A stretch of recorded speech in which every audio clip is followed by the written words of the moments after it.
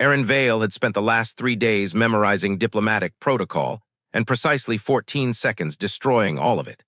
The Celestian Empress, the immortal, telepathically gifted ruler of 9 star systems, had just stepped into the Hall of Luminaries when Aaron's mouth betrayed him. Not a little betrayal, not a tiny slip, but a galaxy-collapsing one. Because when he first saw her, he forgot the rehearsed greeting, the full bow, the respectful phrasing, everything. His brain simply unplugged itself from his body and let his voice speak on its own. And what came out was, "Oh, stars, she's cute." Silence, a silence so total it felt like the entire palace stopped rotating around its axis to witness his execution. Hundreds of luminescent nobles froze mid-gesture. Priests halted their chanting. The crystal floor beneath his feet seemed to consider opening up and swallowing him whole out of pity. At the end of the hall, the Empress herself, Seraphiz Lyrian, the radiant mind, 612 years old, undefeated in 3 psychic wars, stopped walking. Her silver-blue eyes widened. Her ethereal crest, a crown of living biolight that floated above her head, flickered dangerously. And the marked guards, 12 armored warriors genetically engineered to feel no fear, looked at each other like, "Oh no, this human is absolutely dead." Aaron's soul left his body, filed for resignation, and moved to another galaxy. He could hear his training instructor screaming in his head. Under no circumstances comment on the Empress's appearance. Under no circumstances use informal language. Humans are fragile, don't provoke the psychic apex predator. Too late. "Cute," he had said, to the most powerful being he had ever met, in her own throne hall in front of her entire court. He wished the universe would implode politely and take him with it. The Empress blinked once, twice. Then, impossibly, her biolight crown flared pink. Not royal blue, not celestial white. Pink. Aaron didn't know Celestian physiology, but every single noble inhaled sharply. She was blushing. The Empress of 9 systems, the mind sovereign whose thoughts could crush a star beast, was blushing because a human diplomat had called her cute. Her voice, when it came, was soft and too steady to be safe. "Approach, Envoy Vale." Aaron's legs moved without consulting him. He stepped forward, praying his heart wouldn't explode, praying he wouldn't throw up, praying. "Stop," she commanded. He froze immediately. She approached him instead, the fabric of her starlit robes moving like liquid nebulae. She circled him once slowly, as if examining a rare animal she had never seen before. "You saw me," she said, tone unreadable. "And your first instinct was cute." Aaron's voice cracked.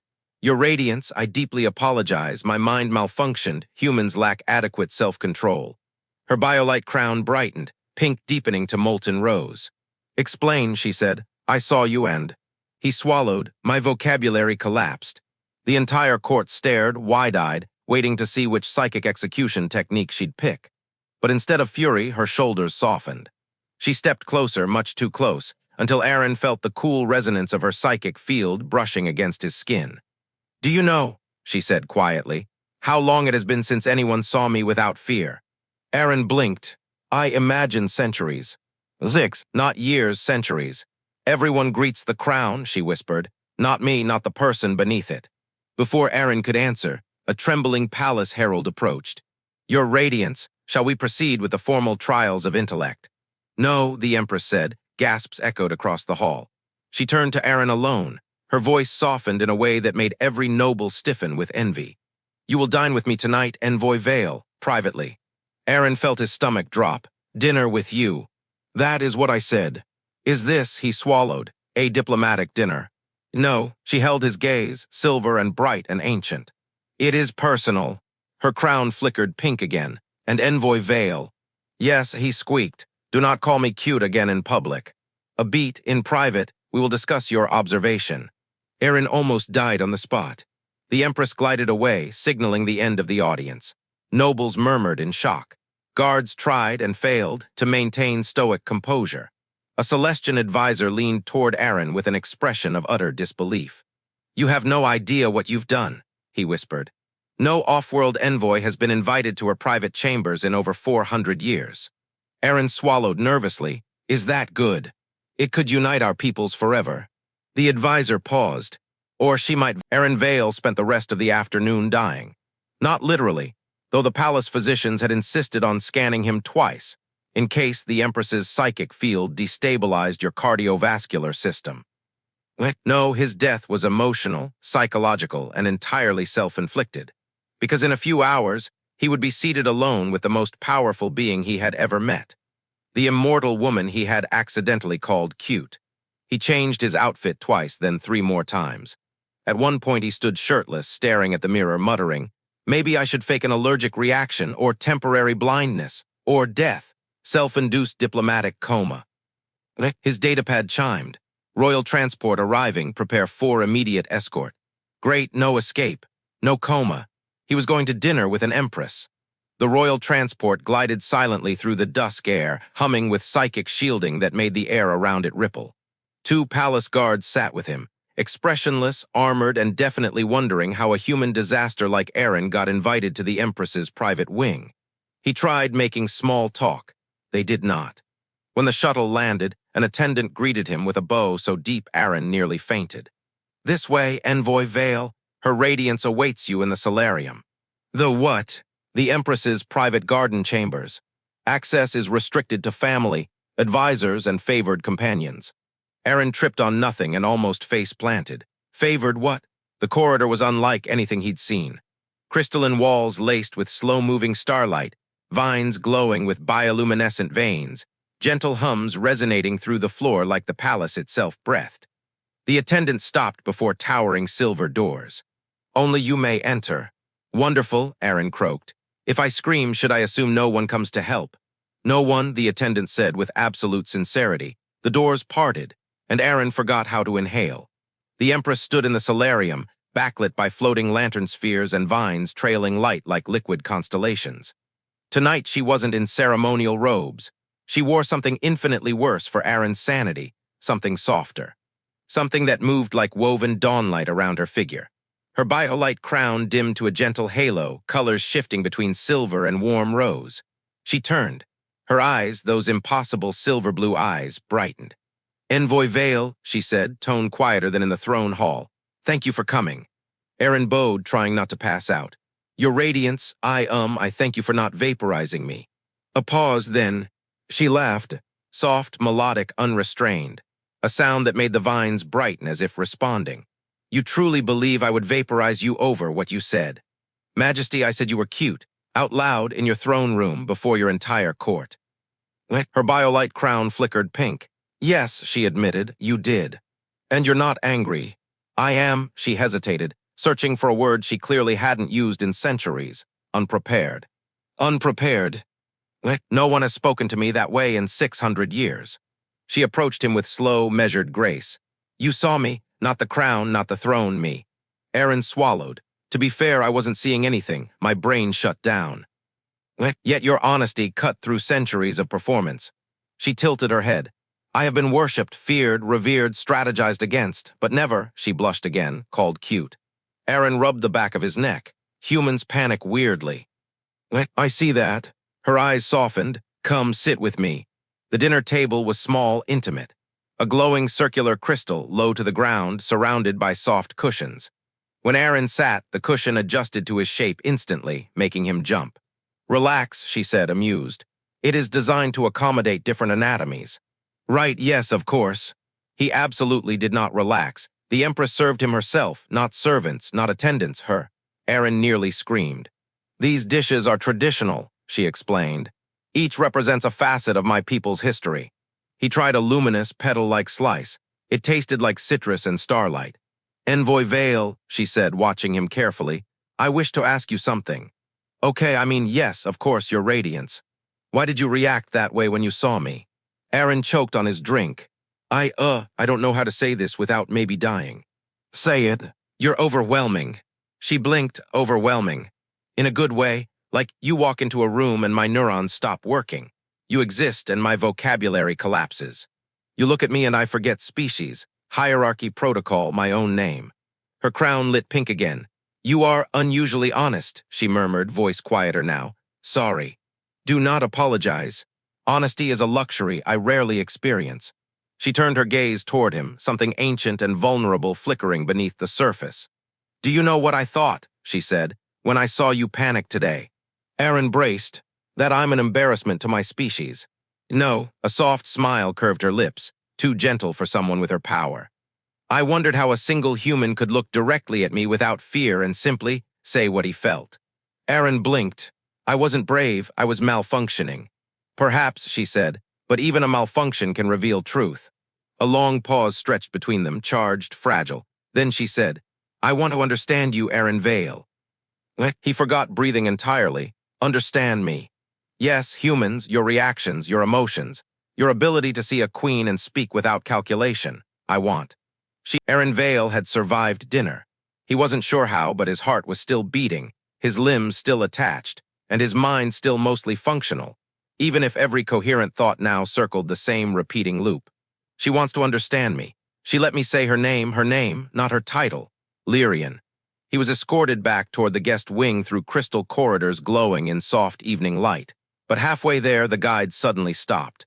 Envoy Vale, the attendant said in a hushed tone, a request. A request from who? The attendant glanced over both shoulders, then leaned closer. Do not speak of what happened tonight. Anyone you talk to, court advisor, diplomatic officer, even your ambassador, could misinterpret it. The less people know, the safer you remain. Safer from what? The attendant swallowed. From jealousy, from rivals. From ancient traditions that do not tolerate change. Aaron blinked. People would be jealous of me. Envoy Vale, the Empress has not invited a non-Celestian into her private chambers since before my grandparents were born. Many in the palace won't like that she broke protocol for a human. Some will fear the implications. What implications? That she chose you. Aaron's entire nervous system collapsed like a dying star. Chosen him. Absolutely impossible. I don't think she chose anything, he sputtered. I made a fool of myself and she's just being polite. The attendant's expression softened with pity. You do not understand what you've done. No, I really don't. You made her blush. Aaron swore in 6 languages internally. Back in the embassy suite, he paced. He paced until the carpet patterned itself with stressed tracks. He tried to sleep, failed spectacularly. He stared at the ceiling for 2 hours, whispering, why does she want to understand me? Why me? Why Lyrians? Why does she keep blushing? Around the 4th hour of mental implosion, his datapad chimed. New message, secure royal channel. Aaron nearly threw it across the room in panic. He opened it. There were only 4 words. Walk with me tomorrow. The next morning, the same royal escort collected him. Silent, armored, intimidating enough to make him regret every life decision. But instead of taking him to one of the grand halls, they led him outside. The palace gardens stretched across thousands of meters, living architecture of luminous trees, floating pollen lights, and vines humming with psychic resonance. Standing in the center of the garden was Lyrian. She wasn't wearing a crown, not even a subdued version. Her hair, silver-streaked with starlight, fell freely over her shoulders. Her robes today were lighter, flowing like sun-warmed mist. She looked less like an empress and more like a woman, a breathtaking one. When she saw him, the faintest smile touched her lips. Not regal, not ceremonial, real. Aaron, she said softly, no title, no formality. Aaron nearly malfunctioned again. Lyrian, he answered, voice catching. Her biolight flickered rose. I hoped you would join me, she said. The gardens are quieter than the palace, fewer eyes, fewer expectations. Fewer people who want to watch my inevitable collapse, he offered weakly. A soft laugh escaped her. You survived dinner, you can survive a walk. She extended a hand. Aaron froze, she wants me to touch her, is touching aloud. What if it's a Celestian court sin? What if her guards interpret it as an assassination attempt? What if? Aaron, she said with amused patience. If I offer my hand, you are not committing treason by taking it. Right, yes, of course. He placed his hand in hers. Her skin was cool like moonlight and faintly shimmering as if her biolight ran beneath the surface. He wanted to faint. He didn't. Barely. They walked through the glowing vines in silence at first, the air carrying a low psychic hum that reminded Aaron he was standing beside a being who could level a mountain with thought alone. You were very quiet after dinner, she said finally. I was recalibrating my understanding of reality. Oh, I thought I was going to attend a formal reception, he said. Maybe shake hands, avoid eye contact, survive. Instead, I ended up eating glowing fruit with an immortal goddess in a private garden. Goddess, she repeated, amused. Well, if the title fits. That is not what I am. Aaron raised an eyebrow. You glow. Many things glow. You bend light when you walk. It is merely the psychic field. You have a crown made of floating biolight. A cultural artifact, and you make humming plants respond to your emotions. Coincidence? Aaron gave her the flattest look a human had ever dared give a galactic monarch. She broke. She laughed, really laughed, and the plants brightened. Very well, she conceded. Perhaps I am slightly more than human. Slightly, Aaron deadpanned. Her hand tightened around his just a little. You speak to me like no one else does. That's because I don't know how to speak to you correctly. No, she murmured. That is because you speak honestly. They stopped beside a lake of shimmering crystal water. Lyrian looked out over it, expression clouding with something old, heavy. Aaron, she said quietly, do you know why no one calls me by my name? He hesitated. Because they respect you. Because they fear me. The words were simple, but the weight behind them felt like centuries. I have spent lifetimes surrounded by people who step carefully, bow endlessly, calculate every phrase. I know their admiration, I know their loyalty, but I do not. She exhaled. I do not know companionship. Aaron's chest tightened. You spent dinner talking to me, she continued. Not to the empire, not to the crown, not to the legacy. To me, do you know how rare that is? Aaron swallowed. I wasn't trying to be rare. That, she said, is exactly why you are. Silence settled, soft, fragile, then. A psychic pulse rippled through the garden, sharp, sudden. Lyrian's head snapped up. Aaron staggered from the shock. What was that? Her eyes narrowed, all softness gone. Someone is approaching who should not be here. Is that bad? Yes, she said, taking his hand again, but this time to pull him behind her. Then voice low and dangerous. Stay close, and do not speak their name unless I tell you. Aaron's heart pounded. Whose name? Lyrian's biolite crown flared bright gold, rage, not blush. My brother. Aaron Vale had never seen an empress look afraid. Not during the throne room scene, not when he'd called her cute, not even during the moment she admitted 6 centuries of loneliness. But now her biolite crown burned gold, sharp and cold as sunrise on a blade. Lyrian, Aaron whispered, what does gold mean? She didn't look at him. It means someone has crossed a boundary. A psychic boundary. A political one. The psychic hum of the garden tightened, vibrating like a held breath.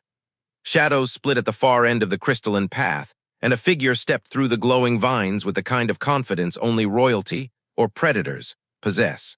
Tall, sharp features, pupil-less silver eyes identical to Lyrian's, robes lined in dark nebula patterns, a biolite crest like hers but colder, harder, burning with icy blue authority rather than warmth. Prince Calith Varen, the Empress's younger brother, second heir to the throne, commander of the Celestian vanguard, and judging by the way the vines dimmed around him, the plants themselves didn't like him. He stopped a few meters away, hands folded behind his back, expression smooth as polished crystal. Sister, he said, I see you're entertaining unusual company. Aaron instantly stepped behind Lyrian like she was a psychic shield, and she didn't even chastise him. That's new, Calith noted. You let him stand that close. Lyrian's voice was steel wrapped in velvet. You're trespassing, Calith. I'm walking in a public garden, hardly treason. This garden, she said, is not public. Calith's gaze slid to Aaron, examining him with clinical curiosity. So this is the human who made you cancel court yesterday. Aaron almost fainted. He knew already. Celestians apparently had elite gossip delivery systems. Calith stepped closer. Aaron involuntarily stepped back. Calith raised a brow. He frightens easily.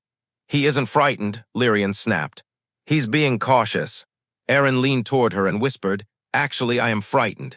I know, she murmured. Calith smirked. I must admit, he said, circling Aaron slowly, I didn't believe the rumors. The Immortal Empress, undone by a human's impulsive tongue. Aaron coughed violently. Undone is a very strong word. Calith cut him off. Tell me, human, did you intend to embarrass her, or was it simply a fortunate accident? I what? No, I panicked. Calith said, tilting his head. Honest panic, rare among diplomats. He is my guest, Lyrian warned. You will not interrogate him. Calith turned to her fully. I'm not interrogating him, he said. I'm assessing him. For what purpose? Lyrian asked, voice tightening. Calith's eyes narrowed. You spent 6 centuries rejecting suitors, ignoring proposals, dismissing treaties disguised as marriages, and then a human makes you blush. Aaron wished the plants would just eat him. Now, immediately, no hesitation. Calith stepped closer to Lyrian, lowering his voice. Do you understand the implications? The court is already whispering. The vanguard strategists are calculating. The priesthood is having fits. You, our empress, showed vulnerability. Lyrian's jaw clenched. I owe explanations to no one. To your people, Caliph corrected, not to me. If they demand explanations, she said frostily, they will not receive any. Caliph sighed as if he were speaking to a stubborn child. Lyrian, you cannot allow a foreign envoy, a mortal one, to compromise your image. Aaron flinched at the word mortal. How casually Caliph said it, as if Aaron's lifespan was an inconvenience. Lyrian took a step forward, placing herself directly between them. He has done nothing wrong. Wrong, Caliph scoffed. No. But destabilizing? Yes, and dangerous. Aaron swallowed. Dangerous how? Caliph's gaze sharpened on him like a laser cutting through armor. Because she cares. The garden fell silent. Lyrian froze. Aaron stopped breathing. Caliph continued quietly. And every enemy she has, internal or otherwise, would exploit that. Lyrian's hands curled into fists. I warned you not to involve yourself. I warned you not to involve him, Caliph countered. You do not decide whom I spend time with. No, Caliph agreed. But I am obligated to protect the stability of the empire, and if you insist on allowing this, attachment. Aaron's brain, attachment, Caliph finished calmly. Then he must be protected, or removed. Aaron squeaked. Removed meaning reassigned, or removed meaning.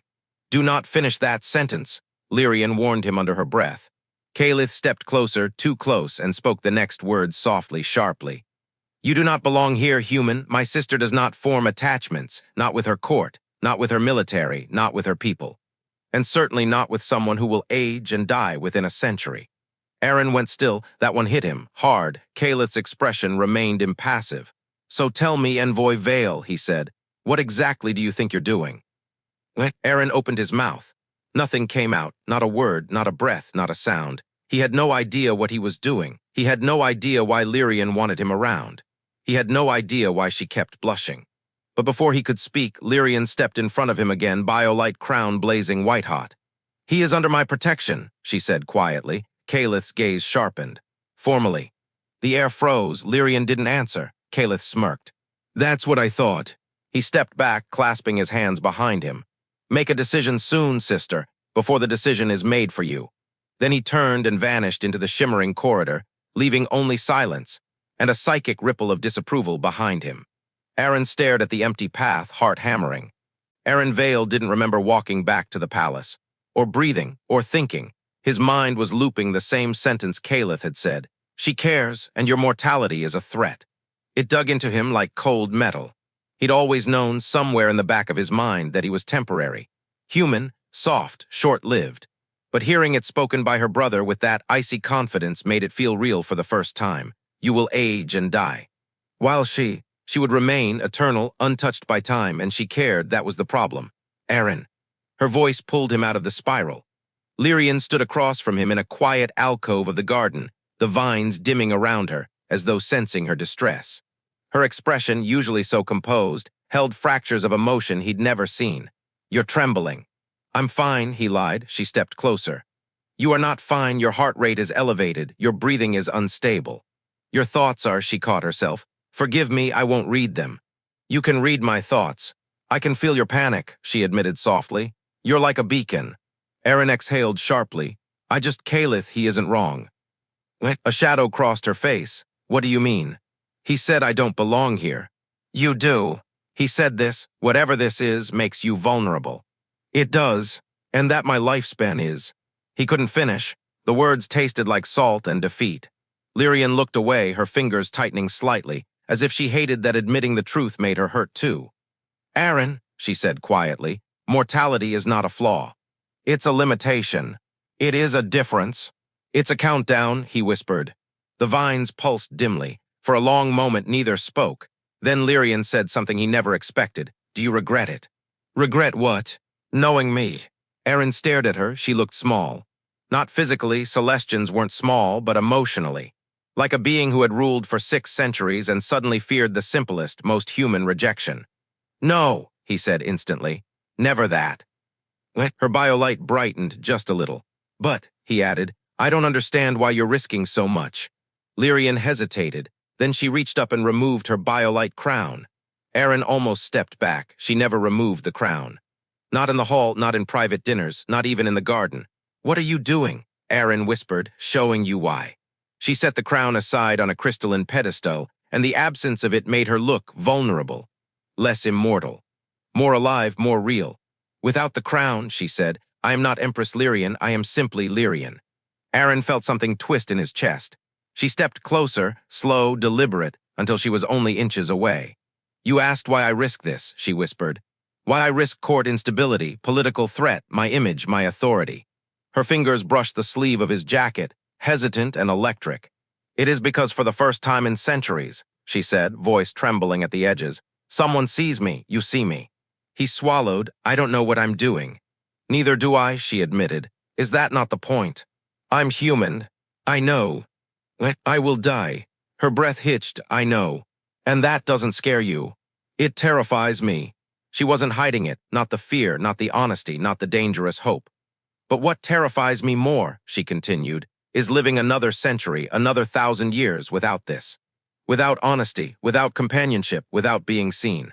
Erin felt his voice crack. "Why me?" "Because you spoke without calculation. Because you looked at me as if I were a person, not a throne. Because your honesty disarms me. Because when you panic, you speak truth. Because you call me Lyrian without knowing the weight of that. Because—" Her voice broke. "Because I care." Silence fell, thick, fragile. Erin's heart felt too heavy for his body. "I don't want to hurt you," he whispered. "You won't." "Yes, I will, eventually." Lyrian closed her eyes. "Every relationship ends in loss," she said softly, "through death or distance or change. But that does not make the relationship less meaningful." Her hands trembled, a Celestian Empress trembling for him. "I am choosing this," she said. "You can choose it too, or walk away now, before the Empire forces my hand." Erin looked at her, at the soft glow of her skin, at the fragility hidden beneath strength older than human nations, at the woman who had ruled 9 systems yet stood here afraid of one human choice. He reached out and touched her hand. She inhaled sharply. "Lyrian," he said, "I choose you." Her biolite crown, still resting on the pedestal, flared pink as if reacting from a distance. But before she could speak, before she could smile or kiss him or cry, the ground vibrated. A psychic pulse rippled through the garden. Lyrian's eyes snapped open, pupils narrowing with lethal focus. "No." "What's happening?" Erin asked. She didn't answer. She grabbed his arm and pulled him away from the path, pressing him behind a giant crystalline pillar. "Stay behind me," she whispered. "Lyrian. Do not argue." A second pulse hit. Stronger. The High Council did not walk. They descended like a verdict. 6 figures in shimmering obsidian robes, their biolite crests burning cold white. They radiated authority older than Lyrian's reign, older than many Celestian dynasties. The air itself bowed under the psychic weight of their presence. Erin felt his knees weaken. Each counselor's gaze could shatter steel. Each mind could sift through thoughts like sand. Lyrian stepped forward before they reached the garden's heart. Her voice rang out like a blade striking stone. "Counselors," she said, "you were not summoned." "We do not require summoning," the lead counselor replied. His eyes, void-like and ancient, shifted to Erin's direction behind the crystalline pillar. "We come when the Empire is at risk." Erin's breath stopped. Lyrian moved half a step to block their line of sight. "There is no risk," she said. "There is," another counselor murmured. "You." The vines dimmed. The entire garden held its breath. Erin pressed himself against the pillar, heart pounding. "You have broken precedent," the lead counselor said. "You dismissed court for a human. You invited an off-world envoy into your private chambers. You removed your crown in his presence. You walked with him unguarded." And the final counselor added, "You allowed him to touch you." Erin winced. They saw everything. Of course they did. Nothing in this palace escaped them. Lyrian's jaw clenched, but her voice remained ice-steady. "My personal associations do not concern the council. They do when they destabilize political unity," the lead counselor said. "When the Empire questions your judgment.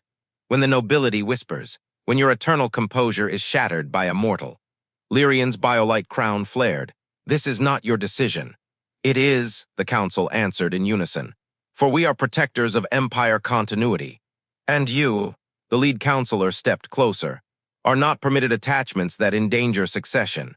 Lyrian inhaled sharply. Erin felt cold. "This is my life," she whispered. This is our empire, the council corrected. You cannot choose him, they said together, like a single ancient voice.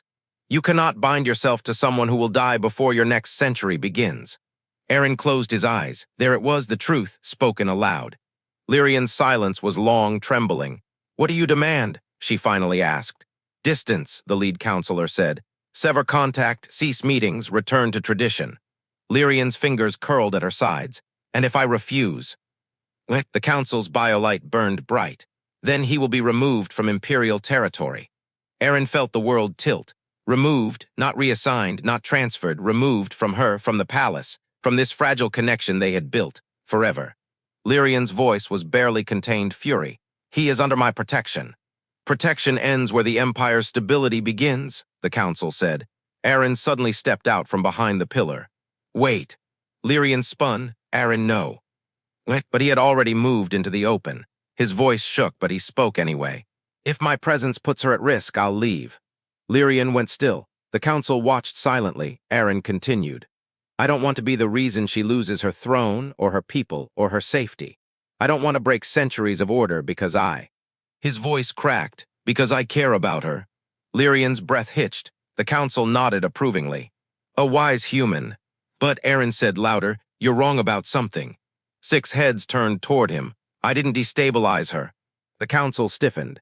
She changed because she finally let herself feel something real, something honest.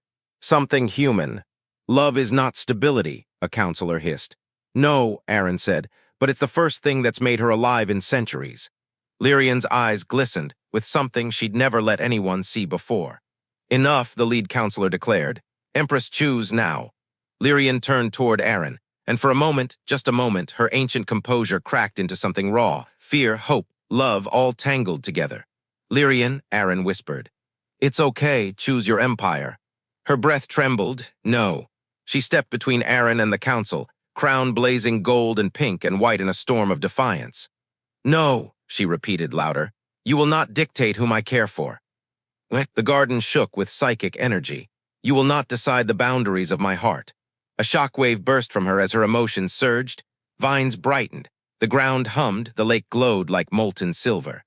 I am Empress, she said, voice layered with psychic resonance that made the council recoil. And if loving him is treason. She reached back and took Aaron's hand. Then I choose treason. Aaron almost collapsed. The council's eyes widened. That is your final declaration, the lead counselor asked. It is. Silence, then, so be it. The council raised their hands in unison. But instead of attacking, they bowed deeply. Shock washed over Aaron. Your will shapes our path, the council intoned, voices echoing like prophecy. If this is the bond you choose, we will protect it. Aaron blinked. What? Lyrian's shoulders sagged with relief. The council straightened. You have displayed conviction, honesty, vulnerability, and defiance.